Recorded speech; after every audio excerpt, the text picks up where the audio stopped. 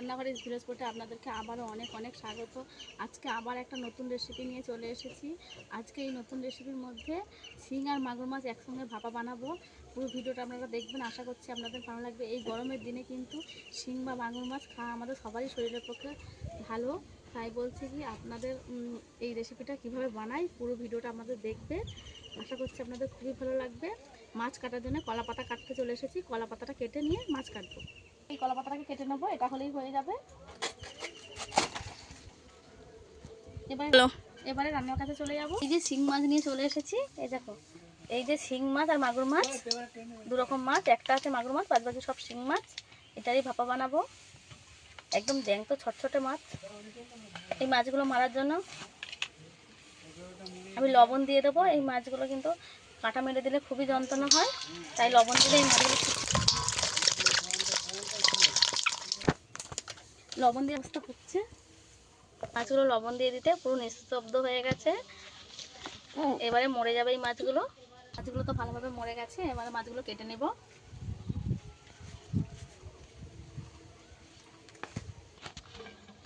এবারে মাছটাকে কেটে নেব।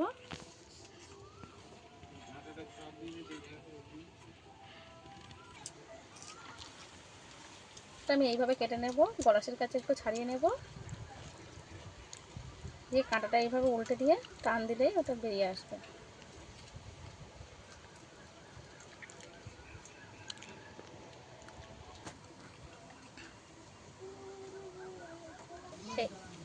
এই মাছটাকে এবার দুখারি করে দেব।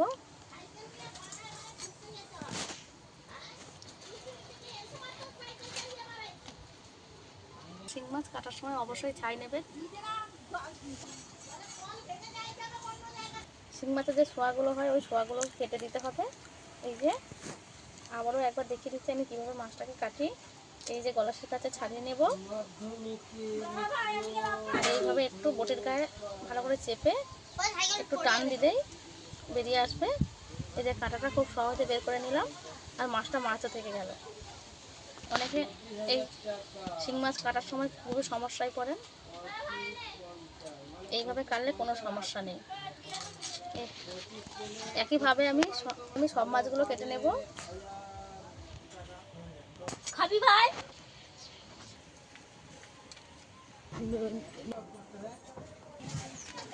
মাছগুলো সব কাটা গেছে, আমার মাগুর মাছটা কেটে নেব। আরে যন্ত্রণা হচ্ছে তো রে।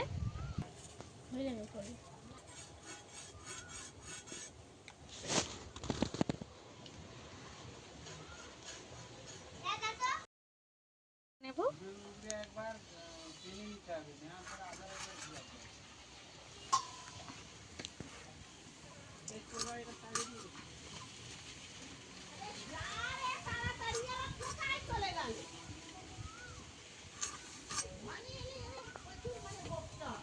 একটা মাগুর মাছ আমার 5 পিস হয়েছে, কিন্তু বড় বড় পিস করেছি, একদম দেশি মাগুর। এবার মাছগুলো ধুয়ে নিয়ে ফিরে আসছি রান্নার। এবারে মাছগুলোকে আমি ধুয়ে ফিরে আসছি রান্নার কাছে করে নেব। এখানে আমি কি কি মশলা করে নিচ্ছি আপনাদের একটু দেখিয়ে দেব। এখানে আমি পেঁয়াজ কেটে নিয়েছি, রসুন নিয়েছি, আদা নিয়েছি, আর কাঁচা লঙ্কা শুকিয়ে রাখা ছিল, তারপর শুকনো লঙ্কা নিয়ে নিয়েছি, আর সর্ষে, জিরে আর সর্ষে এক জায়গায় বেটে নেব। শুকনো লঙ্কা বেটে নেব। এই শুকনো লঙ্কাগুলো, কাঁচা লঙ্কা শুকিয়ে গেছিলো, সেইগুলোকে আমি শুকনো লঙ্কা করে নিয়েছি ফেলে না দিয়ে। প্রথমে আমি লঙ্কাটাই বেটে নেব।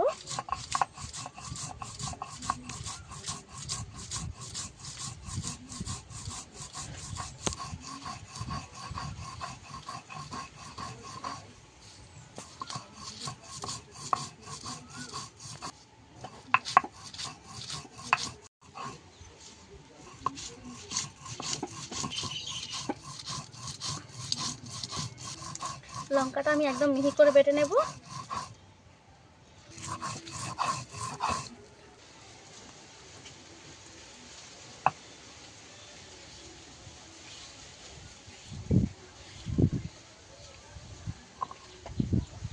লঙ্কাটা বাটা হয়ে গেছে, তুলে নেব। আদা রসুন একসঙ্গে বেটে নেব।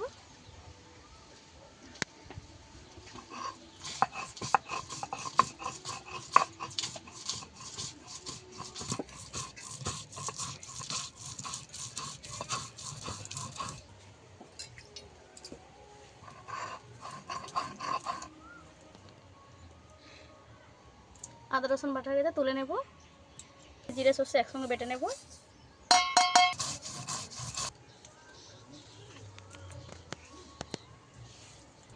সর্ষেটা আমি প্রচুর মিহি করে বেটে নিয়েছি একদম।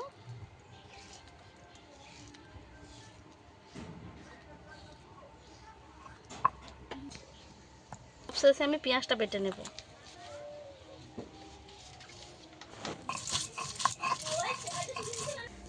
পেঁয়াজটা এরকম বেটে নিয়েছি, আদা বাটা করে তুলে নেব।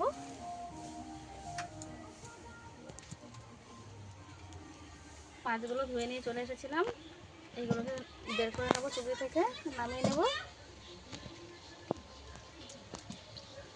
যেহেতু এই মাছটা আমি ভাপা করব, তাই মাছটাতে সব কিছু মাখিয়ে নেব। লবণ দিয়ে দেব, মাছের স্বাদ মতো লবণ দিতে হবে। হলুদ গুঁড়ো দিয়ে দেব, 1 চামচ দিয়ে দেব। সামান্য অল্প একটু লঙ্কার গুঁড়ো দেবো, যেহেতু আমি বাটা লঙ্কা ইউজ করব। 1 চামচ ধনের গুঁড়ো দিয়ে দেব। আদা রসুন বাটা দিয়ে দেব, লঙ্কা বাটা দিয়ে দেব,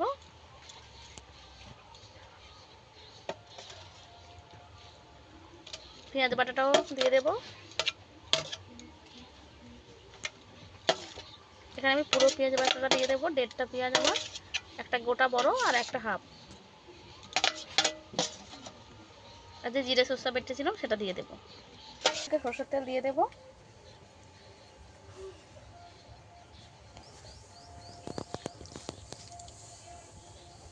এবার হাত দিয়ে ভালো করে আমি মেখে নেব।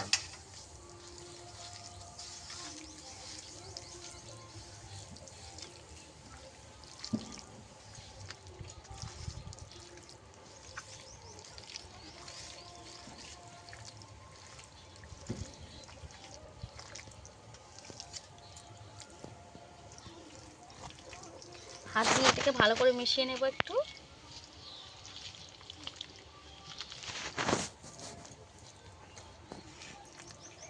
এখানে অর্ধেকটা পাতিলেবু নিয়ে নিয়েছি, দিয়ে দেব।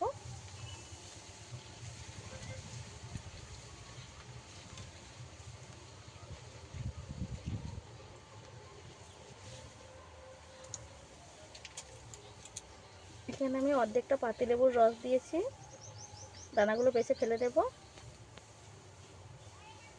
দানা গেলে তরকারিটা তিতো হয়ে যাবে, দানাটা বেছে ফেলে দিতে হবে। এবার আবারও ভালো করে মেখে নেব, যাতে করে মাছের না কোনো আইসাটি গন্ধ থাকে। এবারে সব কিছু মশলা আমি একসঙ্গে মেখে কিছুক্ষণ রেখে দেব। অর্ধেক রান্না তো মাখাতেই হয়ে গেল। ভাপাটা বসিয়ে দেব। আপনারা তো অনেক রকমভাবে ভাপা খেয়েছেন, আমি এইভাবে ভাপাটা বানাবো। আপনারা দেখে নেবেন কেমন করে আমি ভাপাটা বানাই। আমি একটু অন্যরকমভাবে ভাপাটা বানাবো। গরম হয়ে গেছে, দিয়ে দেবো সরষের তেল। এই রান্নাটা কিন্তু সরষের তেলে করতে হবে, আর একটু পরিমাণে তেলটা একটু বেশি দিতে হবে। ফোড়নে দিয়ে দেবো একটু 5 ফোড়ন।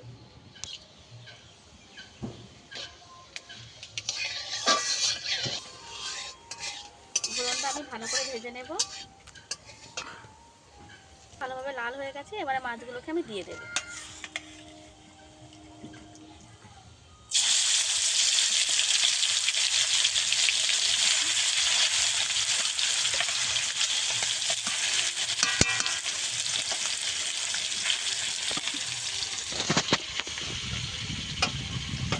সমস্ত মশলা আমি এর মধ্যে ভালো করে ছানা থেকে ছেনে দিয়ে দেবো। দিয়ে দেবো হালকা হাতে একটু নেড়ে নেব, উল্টে পাল্টে।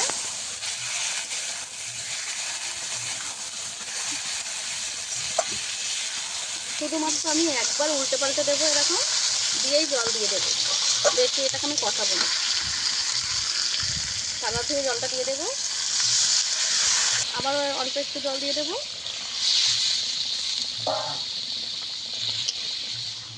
এবার হালকা হাতে আমি এটা নেড়ে দেবো।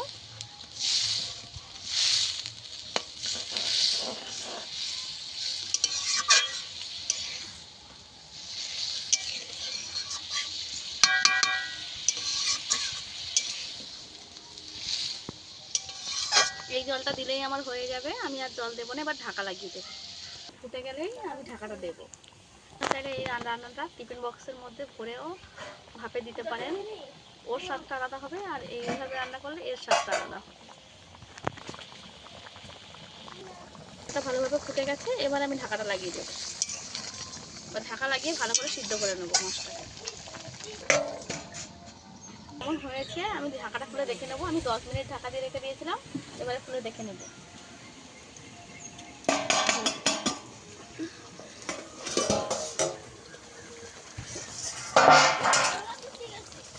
মাছের ঝোল একদম শুকিয়ে গেছে, এবার আস্তে আস্তে নেড়ে দেবো।